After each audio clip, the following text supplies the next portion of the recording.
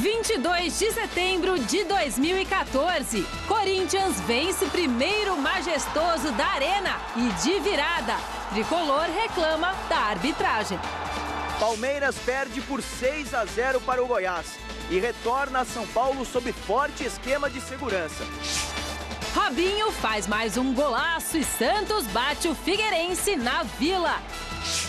Com o Mineirão lotado de cruzeirenses, é o Atlético quem leva a melhor no Clássico Mineiro. Raposa continua com vantagem de 7 pontos na liderança. No Fla-Flu deu empate. No Bavi, rubro-negro leva a melhor. E ainda os gols do final de semana no Brasil e no mundo. E a escalada do paredão da TV Gazeta na virada esportiva. Não troque de canal, hein? Porque o Gazeta Esportiva volta já.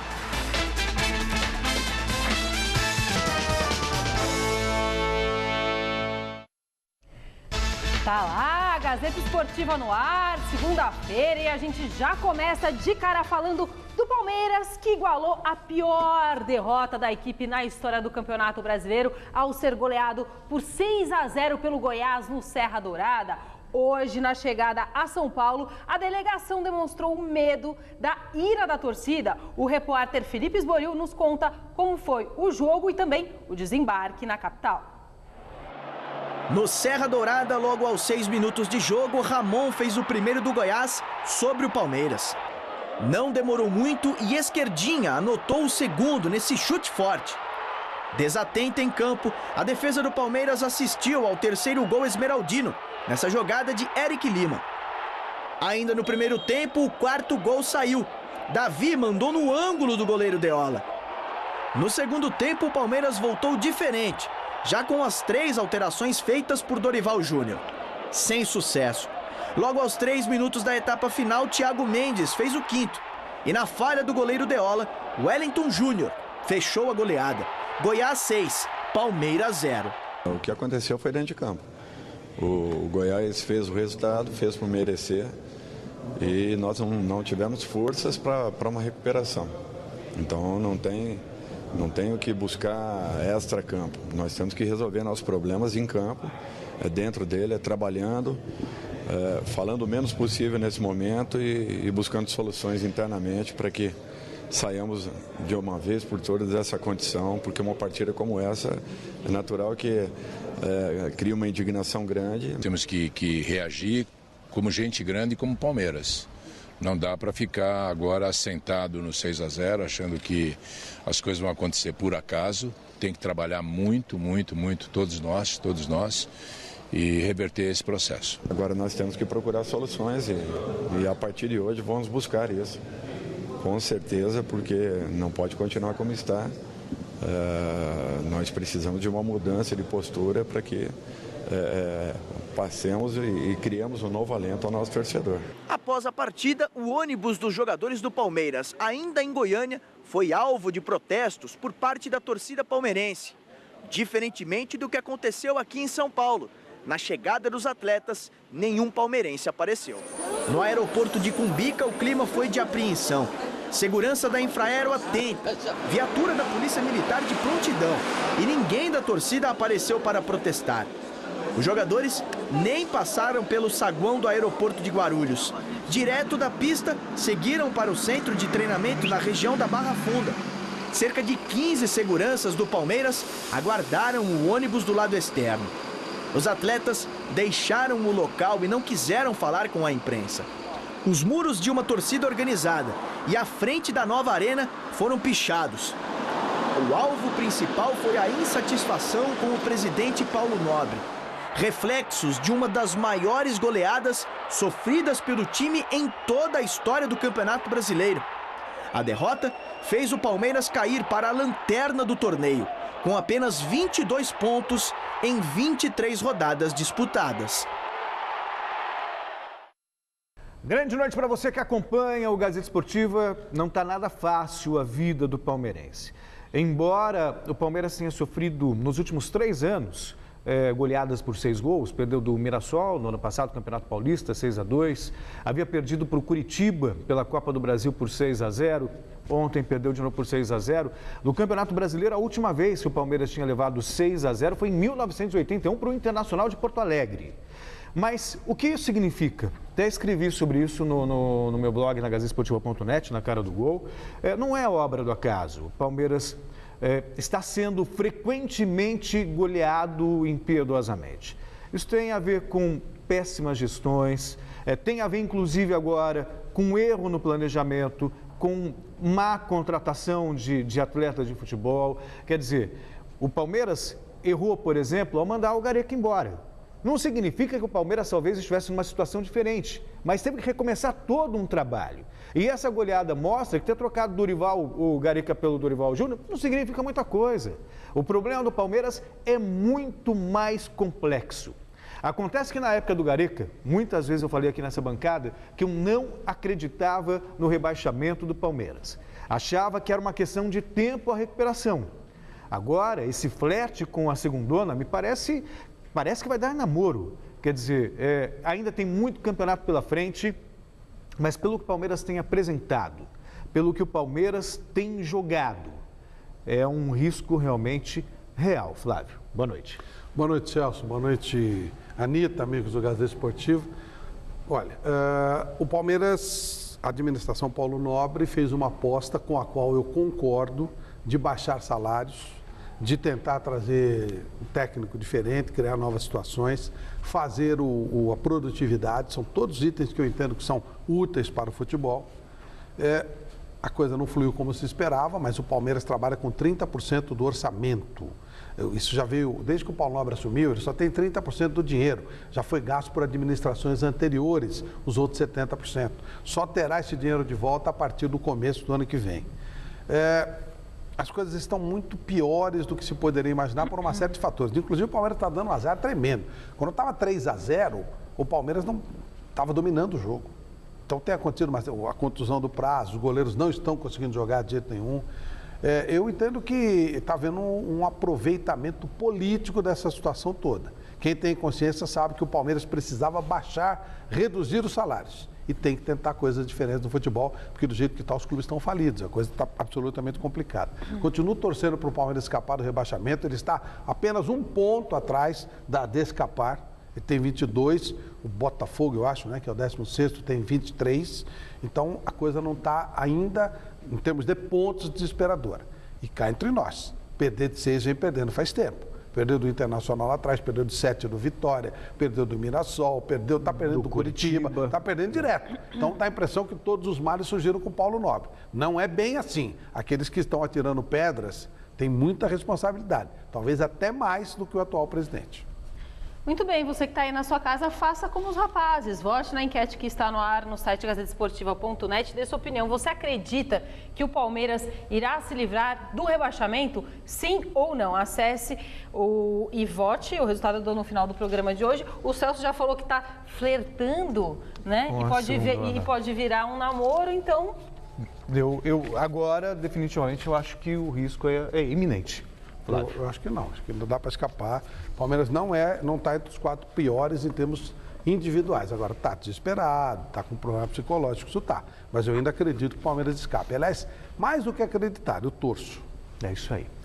Hora da gente falar do Clássico Paulista, que agitou o Campeonato Brasileiro. Depois de terminar o primeiro tempo em desvantagem no placar, o Corinthians voltou melhor na etapa final e de virada venceu o São Paulo por 3-2. Confira aí os gols na narração do Celso Cardoso. A jogada ensaiada na cobrança de falta, tem ali Kaká e Álvaro Pereira.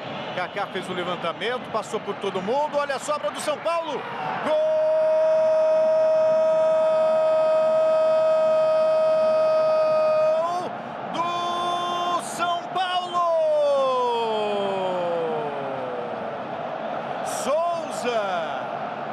Bruno Henrique.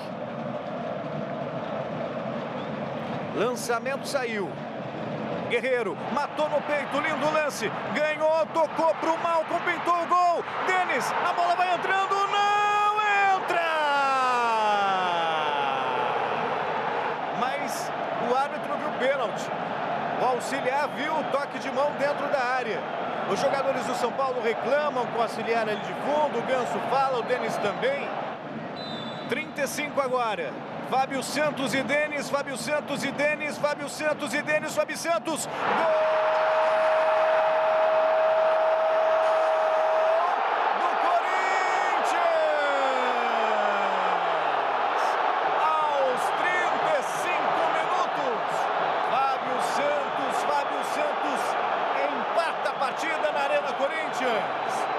Vão chegando aos 44 e 20, 44 e 30. Levantamento para a área, pintou, olha o São Paulo chegando. Gol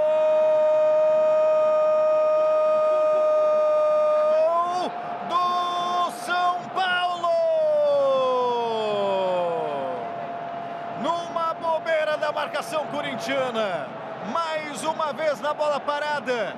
E agora, Edson Silva. Malcom. Olha só, deu certo o lançamento para o Guerreiro, vai sair na cara do gol, foi calçado na área e pênalti. Pênalti. Mais um pênalti para o Corinthians e os jogadores do São Paulo reclamam da arbitragem. O Denilson não se conforma, mas o pênalti foi marcado e vai pintar cartão. Vai pintar cartão vermelho. Está expulso. 20 minutos do segundo tempo. Fábio Santos, Denis. Fábio, Denis, gol! Do Corinthians! Fábio Santos cobrando o pênalti aos 20 do segundo tempo. Vem o Malcom. Vem Corinthians. Ainda o Malcom.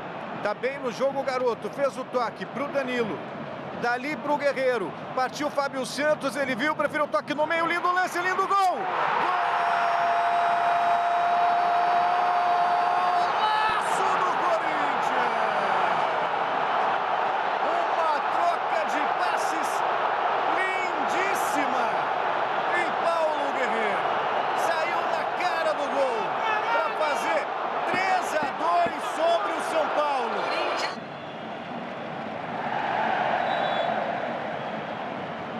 E agora vai pintar vermelho. Agora o Fábio Santos que foi expulso. Expulso o Fábio Santos. Acho que o primeiro pênalti deixou o nosso time muito nervoso. Até aí a gente estava controlando bem o jogo, a gente teve algumas oportunidades, mas a gente perdeu a cabeça, né? Então, mas assim, no total, quando teve mais chance de gol, a gente não criou tanto hoje. O que eu achei estranho um pouco foi o primeiro pênalti, porque quando tem um pênalti assim, existe reclamação do time, mas ninguém reclamou nada, foi uma coisa assim que a bola saiu, falei, segue o jogo e de repente o cara põe no cal, só isso é a coisa que eu estranhei, né? Claro que o primeiro pênalti não foi ele que marcou, né? Foi o árbitro de trás, mas esse árbitro e a família dele, Paulo César, essa pessoa são pessoas do bem, são pessoas corretas. Então não dá para a gente ficar aqui julgando sem estar vendo as coisas direito. Acho que foi justa a nossa vitória, em função de tudo aquilo que construímos, as decisões que tomamos, em cima das dificuldades de última hora, né? Porque desde sexta elas começaram a se evidenciar. Seria difícil o aproveitamento de Elias e precisávamos tomar uma decisão importante para substituí-lo. E a escolha sobre Danilo também tem a ver com essa questão da grandeza do jogador, da trajetória, do jogo. Acho que mesmo não jogando, continuar treinando do mesmo jeito, que você tem que estar bem. E o futebol aparece a oportunidade quando você menos espera. Se você não tivesse largado, porque não estava jogando, não treinava, e hoje, como ia jogar? Então, você tem que pensar do outro lado também, tem que dar apoio para o companheiro que entrou, que está jogando. Acho que o nosso grupo é muito forte, então você tem que ter paciência e esperar a oportunidade, foi o que eu fiz. Queria saber da tua opinião sobre a arbitragem de hoje. Bom, é bom ver os outros chorar um pouquinho também. A gente já chorou bastante esse ano. Então, eu acho que a opinião a gente sempre respeita. Eu sempre peço que respeitem a minha, então eu vou respeitar do lado de lá. Na sua opinião, foi pênalti? Lógico. Qual dos dois? Do Álvaro. É lógico, né? Pelo amor de Deus, estava para chutar e tirou, né? Me derribou dentro da área, né? E pegou na sua perna dele, na sua perna. Estou com dor ainda um pouco no joelho, um pouco o menisco está me doendo, mas espero melhorar. Com esse clássico, uma vitória importante como hoje, qual a tranquilidade que te dá para manter este trabalho até o final do seu contrato? Eu estou muito tranquilo. Até vim de casaco hoje de blazer para conduzir o jogo, já estou me preparando para ir para o exterior, porque vão trocar o treinador na próxima temporada, eu já vou me encaminhar aí para o futuro, lá para frente, vou cuidar de mim. Mas vou cuidar do Corinthians até lá, vou cuidar bem. E se tiver que entregar, vou entregar bem colocado. Fica tranquilo. Foi um jogo bem legal. O jogo foi bom, foi legal. Qualquer um dos dois poderia ter vencido. Não dá para discutir a vitória do Corinthians. O primeiro pênalti foi ridículo, como tem sido ridículo os pênaltis aqui. A gente fala disso já. Mas o São Paulo depois virou o jogo, né? Dava para ter baixado a bola. No segundo tempo só deu o Corinthians. E não dá para discutir a vitória do Corinthians, não. Jogou muita bola. O terceiro gol foi um gol muito bonito. A gente viu na emotiva narração do Celso. O momento do terceiro gol foi realmente muito legal. E, portanto, o Corinthians mereceu. Com relação aos pênaltis, não levem a mal, senhores. Eles não entendem nada do que eles estão falando. Então, houve uma pequena alteração na regra. Não, alteração não. Houve um adendo à regra. Olha, prestem atenção no movimento dos jogadores. É um movimento natural. Só isso. Campeonato inglês, campeonato alemão, francês, UEFA, Champions League. Em nenhum lugar aumentou o número de marcação de pênaltis. Aqui, com as orelhas enormes que os caras têm, eles começaram a achar que toda bola que bate é pênalti. O cara vai fazer o pênalti, ele quer o quê? Fazer o gol contra com a mão, é isso? Ele quer fazer ele já tem feito 2 gols contra no clássico, ele vai fazer o seguinte, eu vou dar um tapa na bola, assim eu faço o gol contra. É uma coisa cretina, falta bom senso, falta tudo. E aí não dá nem para culpar os árbitros, porque é óbvio que eles estão recebendo instruções. E as instruções são... É burrice pura, não tem outra palavra. Os caras não sabem interpretar o que está sendo feito. Exatamente, porque é uma discussão que tive hoje. Apesar dessa nova orientação, em nenhum momento mudou o sentido da regra. Tem que haver a clara intenção de tocar na bola. Onde no mundo mudou? Claro. Se você começa assim, triplicar os números de pênalti na Inglaterra, na Alemanha, na França, mudou uma situação. Na Copa do Mundo, por exemplo. Né? Só aqui está acontecendo isso. Ou seja, né? Depois falam dos nossos queridos compatriotas. Eu concordo com você também, Flávio. Também não vi pênalti nesse lance. Acho que até que o árbitro assistente se assustou quando viu o movimento do braço. E o Antônio Carlos, que ele se assustou? Pois é. Agora, por outro lado, o Corinthians mereceu a vitória. Também vejo dessa forma. O São Paulo conseguiu 2 gols de bola parada. Claro que bola parada vale, mas o Corinthians produziu mais e no segundo tempo conseguiu a virada. Claro que foi beneficiado também com a expulsão do Álvaro Pereira, que no meu entender também foi justa. Não se pode questionar a arbitragem. O Álvaro Pereira é Lugano ao contrário. Você lembra? O Lugano chegou como um grosso e cresceu no futebol. O Álvaro chegou como craque e virou um peladeiro. É um negócio assustador o Álvaro Pereira. Nossa Senhora. E com a derrota do Cruzeiro, está todo mundo na briga. Sobre a arbitragem, eu acho que o Cruzeiro está correndo sozinho faz tempo. Não, acho que sozinho. O Cruzeiro corre, bom, é claro, são opiniões. Claro. Para mim o Cruzeiro corre sozinho, depois estão 7, 8 brigando por Libertadores e o resto briga para cair ou para Sul-Americana com a mesma intensidade. Eu diria que o Cruzeiro continua sendo o favorito, mas dá para sonhar. De repente, mais um tropeço. Sonhar é livre, claro. Flávio, sobre a arbitragem, nós somos um país em desenvolvimento, eu gostaria de dizer a você. Sim? Estamos em arbitragem, não. Estamos criando sempre, estamos à frente. É verdade, é verdade. Quem sabe um dia a regra vai ser essa, é verdade. Gente, na Vila Belmiro a festa foi do Santos, que venceu o Figueirense e voltou a sonhar com uma vaga no G4. O resultado deixou a equipe com 33 pontos, 7 atrás do 4º colocado, o Corinthians. Vamos aos gols? Jogando na Vila Belmiro, o Santos fez 1-0 sobre o Figueirense com Leandro Damião, aproveitando o cruzamento de Lucas Lima. Já nos acréscimos da primeira etapa, Leandro Silva cruzou, a bola bateu no braço de Alisson e o juiz marcou o pênalti. Na cobrança, Giovanni Augusto chutou no canto para deixar tudo igual, 1-1. Aos 11 minutos da segunda etapa, Lucas Lima arrancou do campo de defesa e tocou para Robinho. O camisa 7 arriscou de longe e fez um golaço, 2-1 Santos. E Lucas Lima, já no final da partida, deixou dele após receber passe de Thiago Ribeiro. Belo gol, encobrindo o goleiro Thiago Volpe. E ficou nisso, Santos 3, Figueirense 1. Boa vitória do Santos, importante, belos gols também, especialmente do Robinho. Até o Leandro Damião fez gol, hein? Pois é. Tava bem o Santos ontem. Não é? E mais 7 jogos completaram a 23ª rodada do Brasileiro. Confira aí. Na Arena da Baixada, o Internacional venceu o Atlético Paranaense por 1-0. O gol do jogo foi marcado por Rafael Moura, aos 35 do segundo tempo.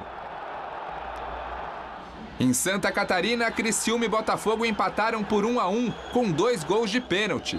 Zebadios fez para os cariocas e Paulo Baier marcou para o time catarinense. Na Ilha do Retiro, o Sport venceu o Coritiba pelo placar mínimo. Diego Souza deu um ótimo passe para Felipe Azevedo, que completou de bico, 1-0.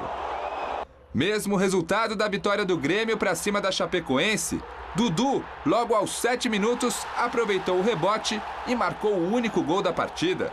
Na Arena Fonte Nova, Bahia e Vitória fizeram 2 gols em 8 minutos de bola rolando. Chiesa fez 1-0 Bahia. E Cadu, se antecipando ao goleiro, deixou tudo igual. No início da etapa final, Luiz Gustavo virou a partida para o rubro-negro e definiu o jogo. 2-1 Vitória. No Clássico Carioca, o Flamengo fez 1-0 diante do Fluminense com Eduardo da Silva. O empate do tricolor veio com Fred, que subiu bonito para marcar de cabeça. E ficou nisso, 1-1 e nada mais. No Mineirão, o Atlético Mineiro abriu o placar contra o Cruzeiro com Carlos aos 39 do primeiro tempo. No minuto seguinte, Diego Tardelli aproveitou o cruzamento e fez o segundo do Galo. A Raposa conseguiu descontar com Ricardo Goulart no finalzinho da primeira etapa, 2-1. No começo do segundo tempo, o Cruzeiro chegou ao empate com Alisson, de voleio, belo gol. E aos 45, Carlos apareceu novamente para fazer o gol da vitória do Atlético. Final 3-2 no Mineirão. O futebol tem certas peculiaridades, né? Fui acompanhar depois tudo que aconteceu na rodada e acompanhei os melhores momentos de Cruzeiro e Atlético. O Cruzeiro martelando o Atlético. Jogou melhor. De repente, a primeira finalização do Atlético 1-0, a segunda 2-0. Aí o Cruzeiro foi buscar e no último minuto... Não, e meteu bola na trave, o Dagoberto perdeu um gol. O jogo foi mentiroso. Esse 3-2 não foi a realidade, não. Por isso que eu estou falando que o Cruzeiro está sobrando. Que eu acho Aliás, que é o Cruzeiro perdeu 2 jogos de domingo a domingo, né? Está com 7 pontos de vantagem. Esse é o time que vocês acham que vai perder o campeonato. Não, eu não acho que vai perder o campeonato. Eu continuo apostando no Cruzeiro, mas pelo menos alimenta aí uma expectativa. Se o Cruzeiro já tivesse aberto 13, 15 pontos... Mas vai abrir, viu? É que os outros são muitos, sabe? Um pega daqui, outro pega... O Corinthians ganha do São Paulo, o São Paulo ganha do Fluminense, que ganha do Botafogo, que ganha do... Botafogo não tá na briga. Que ganha do Grêmio. Eles vão ficar um derrubando o outro e o Cruzeiro vai fazendo um dele. Eu levo em consideração o equilíbrio do campeonato, né? Quer dizer, não é impossível... Mas não com o Cruzeiro. Sim, eu sei, mas de repente não é impossível ele jogar bem assim de novo e tomar um gol, sei lá, numa bola parada, alguma coisa assim. De qualquer forma, o campeonato ganhou em emoção por conta disso, porque o Cruzeiro perdeu, o São Paulo também perdeu, mas a semana passada estava 4, agora está 7. Né? Aí eu fico imaginando o São Paulino, porque a diferença era de 7 pontos. Se tivesse ganho do Curitiba, tudo bem, se tivesse, mas se tivesse ganho do Curitiba e tivesse ganho do Corinthians, a diferença hoje seria de 1 ponto. Se o Cruzeiro tivesse vencido o Atlético, a diferença era 10. Então deixa pra lá.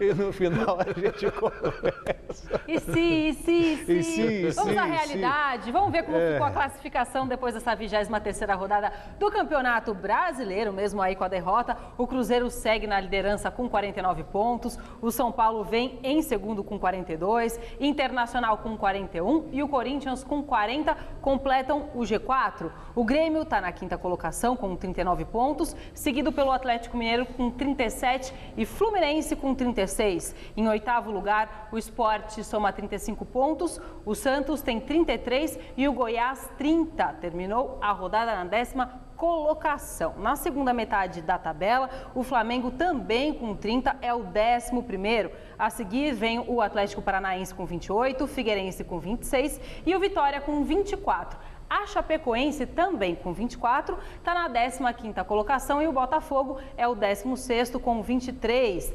Na zona do rebaixamento estão Coritiba, Bahia e Criciúma, todos com 23 pontos. E o Palmeiras é o lanterna da competição com 22. Sim.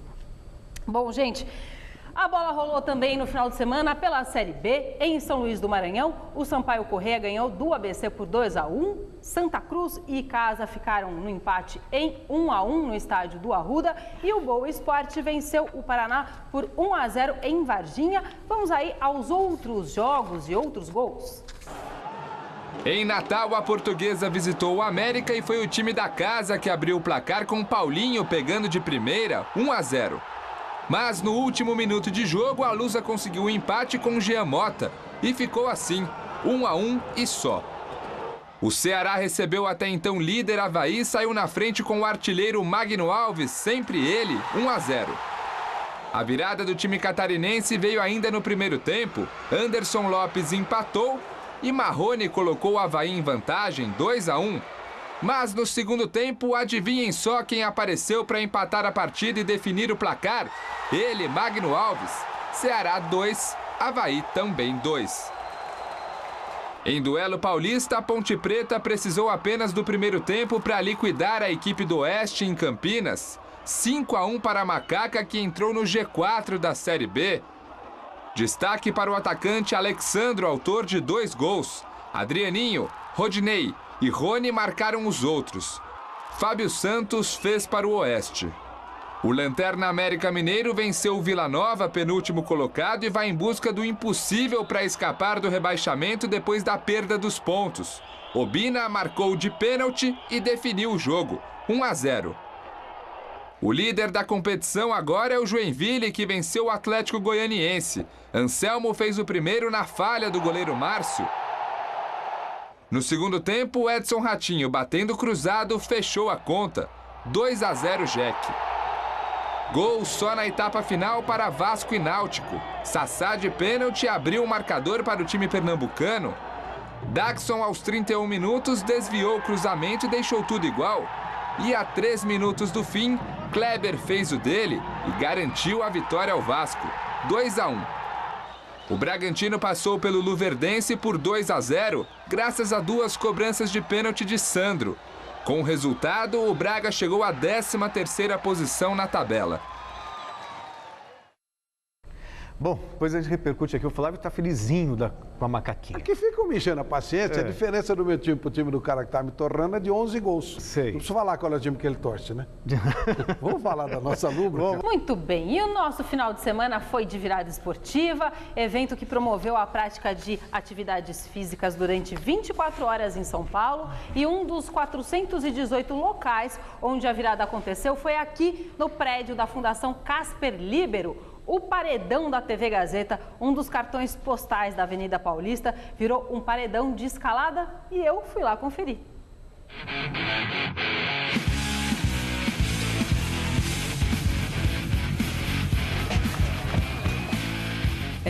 O edifício Gazeta foi o palco de uma das mais de 2.000 atividades da 8ª virada esportiva com o evento Red Bull Selva de Pedra.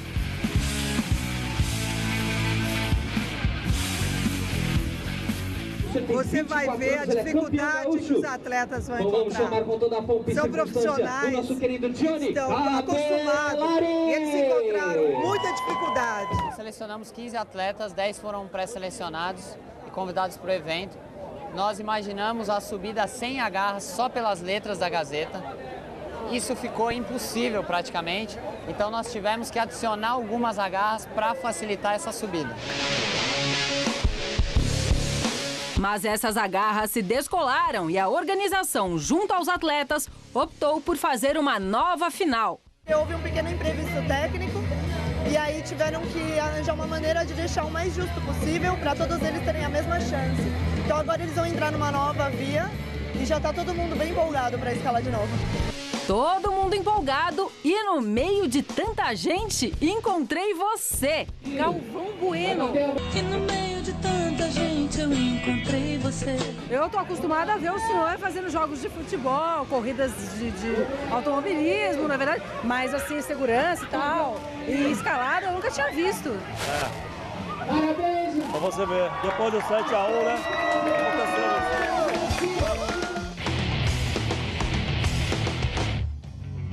Cair faz parte do jogo, até mesmo para os melhores. Caso de André Berezovski, o Beleza.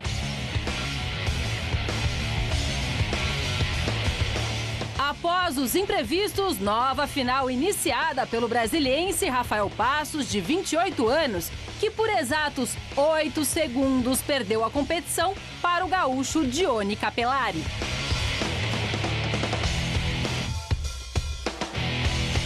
Mais difícil foi entender como escalar essa parede, né? Porque é muito diferente de qualquer escalada que a gente faz. Mais difícil foi a leitura da parede, assim. Dione, o jornalista Casper Libero, com certeza ficaria orgulhoso dessa leitura do prédio da Gazeta. Pode acreditar. Para o alto e avante.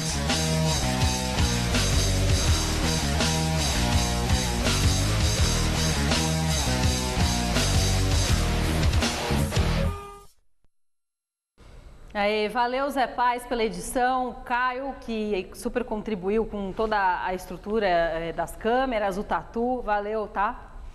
É isso aí, gente. Mundial de vôlei masculino, a Polônia venceu o Brasil por 3-1 e conquistou pela segunda vez o título da competição. Mesmo perdendo o primeiro set por 25-18, os poloneses fizeram prevalecer o fato de jogarem em casa e, com o apoio total do torcedor, viraram a partida com parciais de 25-22, 25-23 e 25-22. O bicampeonato fez a seleção acabar com um tabu de 40 anos da conquista do Mundial em 1974 contra a extinta União Soviética no México. Aos meninos do Brasil restou lamentar a chance perdida de conquistar o 4º título consecutivo do Mundial.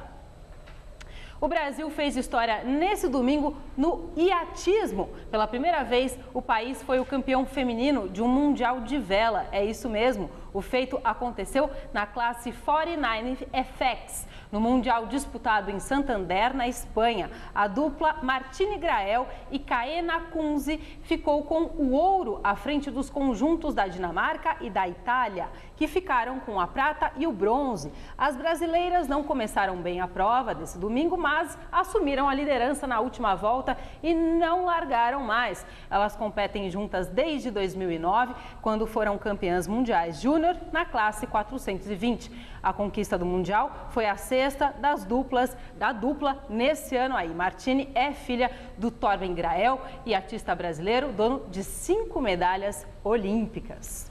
Flávio, recado? Bem legal, hein? Iatismo brasileiro, sensacional. E o vôlei, parabéns. Apesar da derrota, acontece, a Polônia montou um timaço, torcida super presente, mas o time mostrou que quando faz feio, é vice do mundo. Espetacular.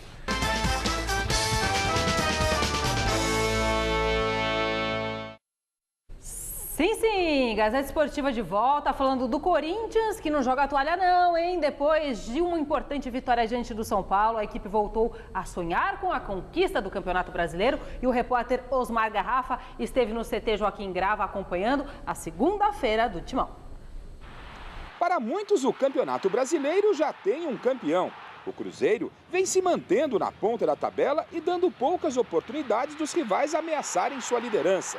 Mas motivado pela vitória de ontem frente ao São Paulo, Renato Augusto acredita que o Corinthians ainda pode fazer uma reviravolta na competição.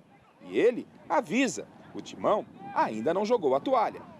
É claro que a gente tem chance, mas uma coisa que eu sempre digo e vou continuar mantendo é que a gente tem que fazer o nosso campeonato. A partir do momento que a gente estiver fazendo o nosso campeonato, estiver vindo bem, as coisas vão acontecer naturalmente e a gente vai encostar no líder. Então, manter o que a gente vem fazendo, jogando bem, e eu acredito que a gente ainda vai subir um pouco mais na tabela. Para brigar pelo título, o Corinthians tem que encontrar um equilíbrio no campeonato e parar de oscilar entre uma partida e outra. E o primeiro passo para o fim dessa oscilação é entender os motivos que levam o Timão do céu para o inferno de uma partida a outra. Todo time que veio na arena jogou de igual para igual, a gente fez um grande jogo e foi um grande jogo de ver. Então, quando você pega um time que vem na retranca, jogando só em contra-ataque, você tem que construir sozinho. Então, o jogo acaba ficando feio e fica mais difícil de jogar, né? E nos jogos fora de casa, A gente tem que se impor um pouco mais. Para melhorar o seu desempenho no Campeonato Brasileiro, o Corinthians terá que, daqui até o final da competição, somar o maior número de pontos possíveis.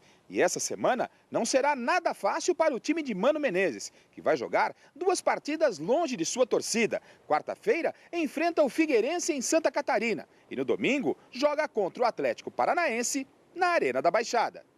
E outro problema que pode atrapalhar o desempenho corintiano no campeonato nacional é o comportamento de sua própria torcida, que ontem brigou entre si na arena e pode fazer com que o STJD puna o clube com perda de mando de campo. Eu cheguei a ver a briga, né? Até na hora o juiz chegou a parar o jogo, mas a gente ainda nem conversou sobre isso e também não adianta a gente lamentar de véspera. A gente não sabe ainda o que vai acontecer, então acho que a cabeça tem que estar focada nos jogos. E a gente tem 2 jogos agora fora de casa, jogos difíceis, então vamos pensar mais nos jogos.